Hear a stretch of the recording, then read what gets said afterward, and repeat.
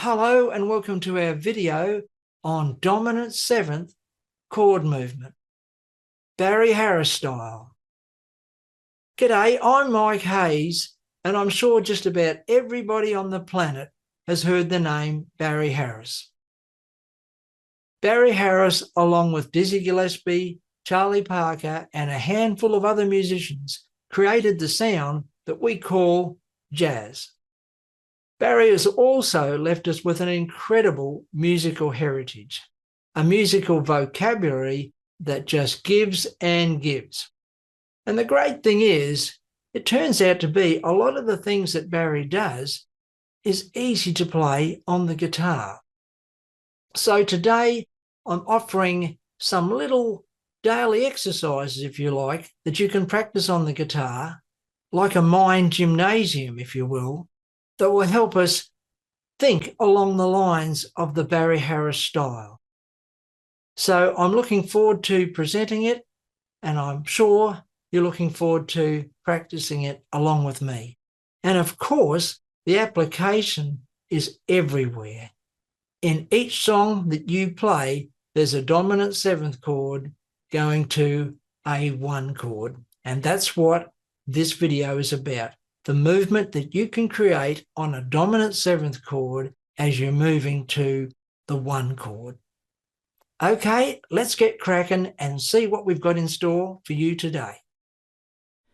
The basic set of chords that I'll be using in this first example is 2 beats on G7, 2 beats on C.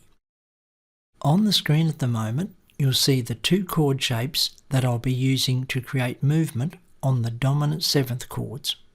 Here we go.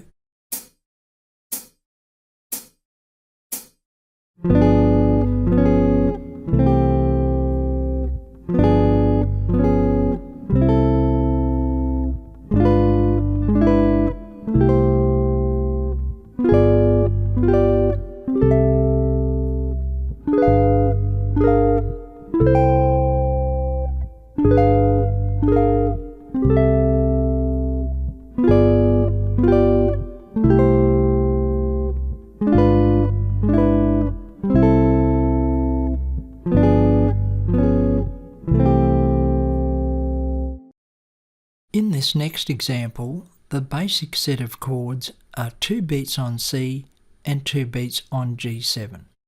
In this exercise, we'll be playing through the C major 6th diminished scale, creating movement on the G7th chord.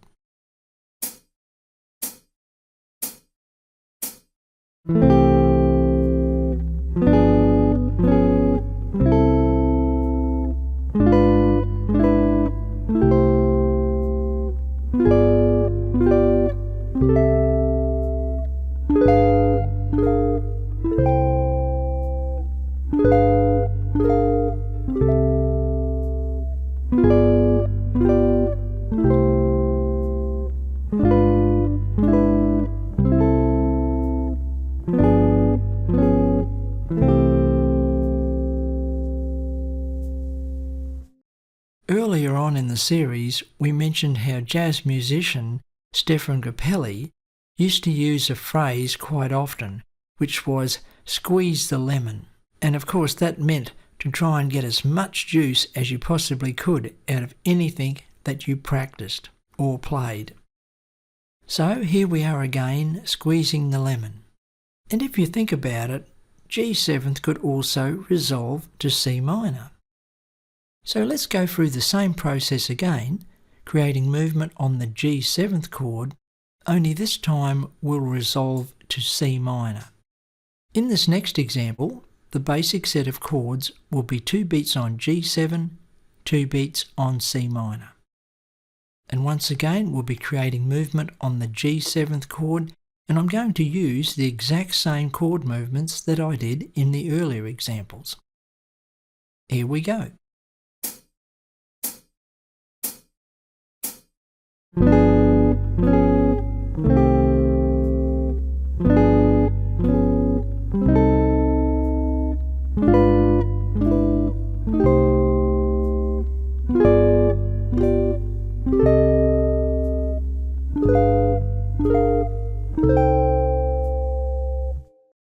next exercise will be to play through the C minor 6th diminished scale and once more creating movement on the G7th chord.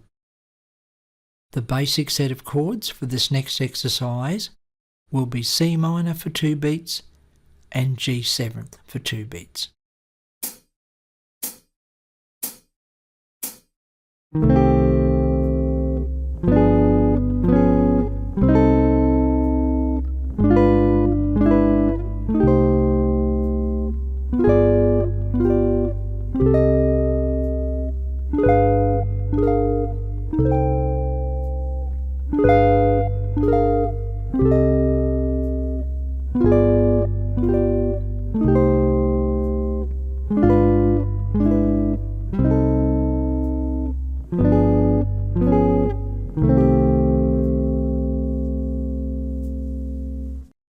Right then, let's keep following Stefan's advice and dig a little bit deeper. As we know, if we lower any note of a diminished 7th chord by a semitone, we will produce a dominant 7th chord. For these next examples, let's lower the F note in the B diminished chord. And when we do that, we have an E dominant 7th chord. Now the next question is, what would an E7th resolve to? One answer that immediately comes to mind would be an A chord. So for this next example, I'm going to resolve an E dominant 7th chord to an A chord. The basic set of chords would be E7 for 2 beats and A for 2 beats. And by the way, notice how I'm using the exact same chord movements for this E7th chord that I used for the G7th chord in our previous examples.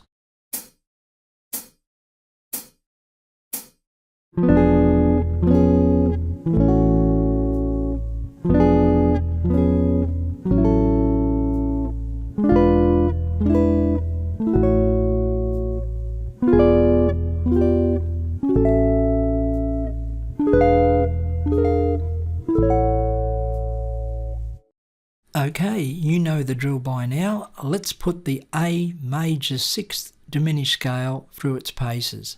The basic set of chords here would be 2 beats on A and 2 beats on E7. And once again, we're creating movement on the E7th chord.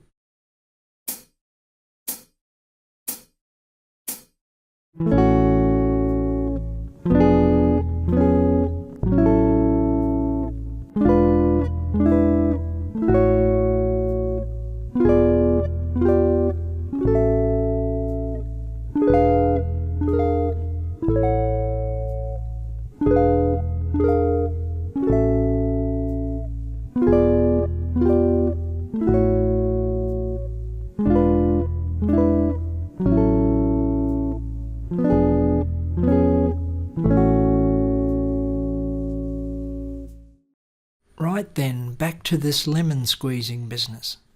I said earlier that E7th could resolve to A. And of course it can, but it also could resolve to A minor. So yes, you know what we're going to do next. Let's do 2 beats on E7th and 2 beats on A minor. And once again, we're creating movement on the E7th chord.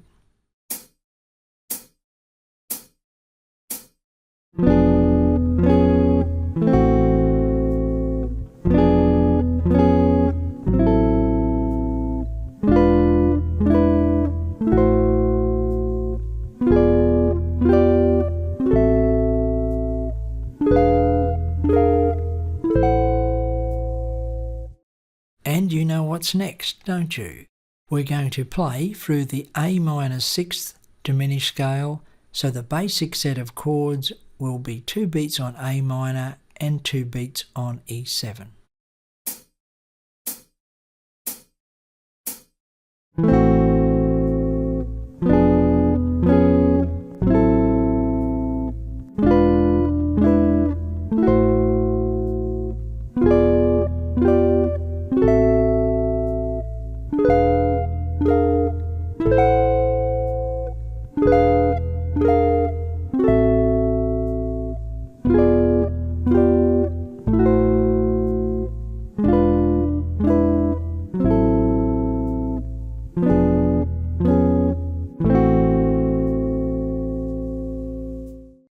And while it's great learning things, the real trick is to make sure we know how to apply the things that we're learning. And sometimes all we need is just a few examples to get our creative juices flowing. So I'm going to just play a couple of things now to show the way that I use the information that we've covered so far. Let's say we're playing a piece of music and we have 4 bars of A minor where we want to create some movement. Here's one example of how we could create movement with that A minor chord.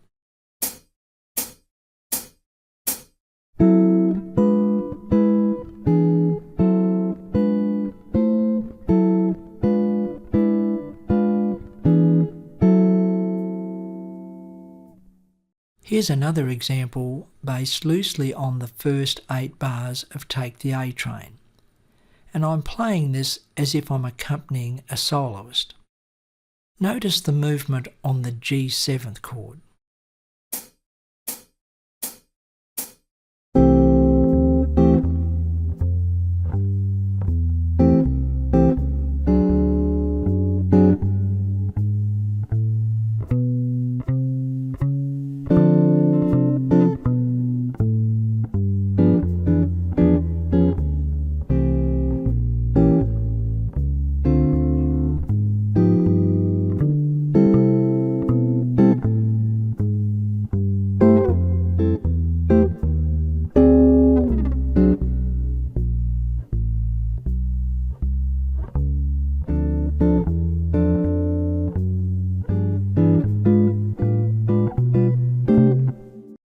Here's another chord progression that you'd find in your fake books.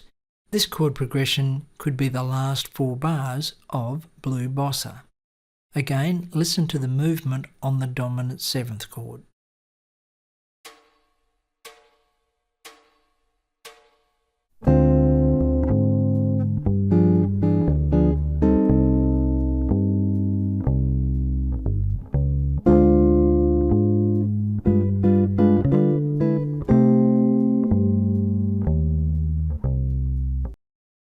Well, that's it for today, folks. I do hope you've enjoyed it, and I hope there's something in there that you can use in your own music projects.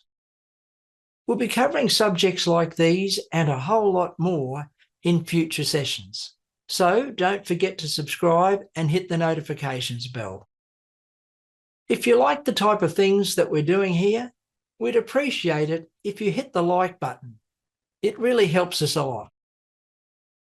If you've enjoyed this video and you've got some value out of it and you'd like to support the channel and help spread the word, you can donate to this channel by clicking on the donate link in the description below. My best wishes to you in your continued music success. Bye for now.